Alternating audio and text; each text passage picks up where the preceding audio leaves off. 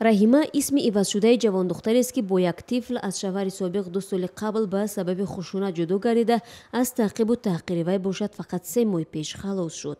сабаби хонавайронии раҳимаи 24-сола ҳам шабеҳи тақдири садҳо зани дигари тоҷикест ки дар хонаводаи шавҳар мавриди хушунат қарор мегиранд. раҳимаро волидайни шавҳар бо тифли яксола аз хона ронданд ва шавҳар ҳам талоқашро дод. баъд хая омадам, дига ма зангаш намезадам, ҳеҷ шам намегуфтам, зиндагима худам меёфтам.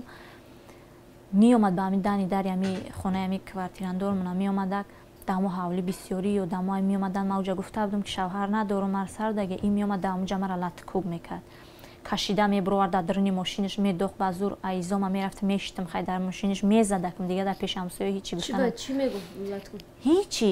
ту телефони мара навардошти ё ки зайнит бидӣ.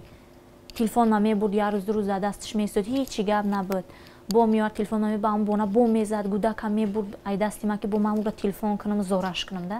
ба нақли раҳима шавҳари собиқ чандин бор ӯро таҳдид ба марг намуда, ҳатто боре гулугир низ кардааст. раҳима маҷбур шуд ки ба пулис муроҷиат кунад, чун дигар эҳсоси амниятро надошт.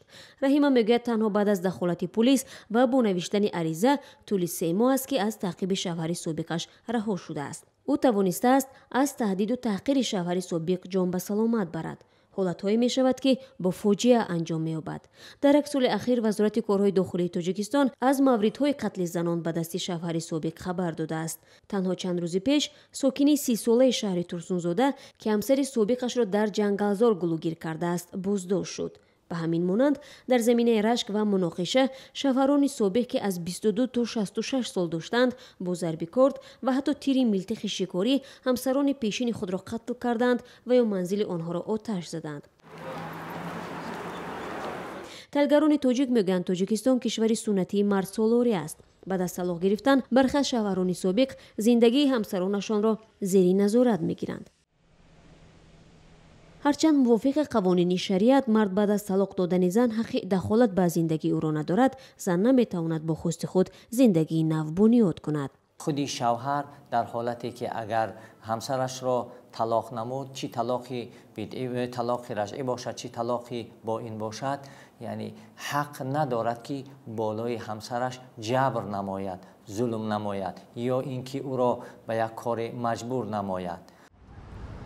ба тавзеҳи мардҳо эҳсоси худхоҳӣ ва тафаккури содалаҳвонаи мард ки зани ӯ набояд касе дигарро хушбахт кунад шавҳарони собиқро ба таҳқиб таҳрик медиҳад. бо ҳамин ки як дохили ҳамин ваҷб як меҳр дорад. меҳр ҳамин ки намехоҳад ки ҳамин чизи бояд ба даст оварда шуда, бо як киси дигар ба дасташ гирад. человека доводит до того, чтобы масалан агар зану шавҳар аз ҳамдигар бо ҷангу ҷидол ҷудо шуданд, мард бо ҳамин васила мехоҳад аз ҳамсари собиқи худ интиқом бигирад. может она изменила. мушоҳидаҳои ҷомеашиносон нишон медиҳад ки баъди ҷанги шаҳрвандии тоҷикистон шумори занони бесаробону бешавҳар фавқулода зиёд шуд ва дар ҷомеа як шикасти ахлоқие ба миён омад ки ба мавқеи зан таъсири мустақим кард. занони бешавҳар ва ё талоқдида аз назари аксар мардон аз эҳтирому эътимоди камтар бархурдор шуданд.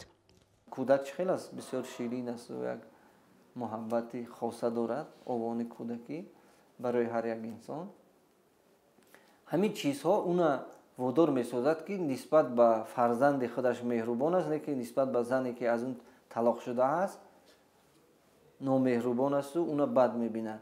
лекин барои он таъқибаш мекунад ки гӯё як падарандаи дигари, яъне як нафари дигари он оиладор нашаванд ва он падар ба болои фарзанди ин зулм накунад. бино ба омори расмӣ танҳо соли гузашта беш аз 8000 хонавода дар тоҷикистон аз ҳам ҷудо шуданд. қонунгузории тоҷикистон баъд аз бекор шудани ақди никоҳи расмӣ зану шавҳари собиқро ҳамчун объект ва субъекти алоҳида ҳисоб мекунад. бо вуҷуди он ки дар қонунгузории амалкунанда муҷозот барои таъқиби ҳамсарони собиқ пешбинӣ нагардидааст, хушунат нисбати шахси дигар муҷозот дорад.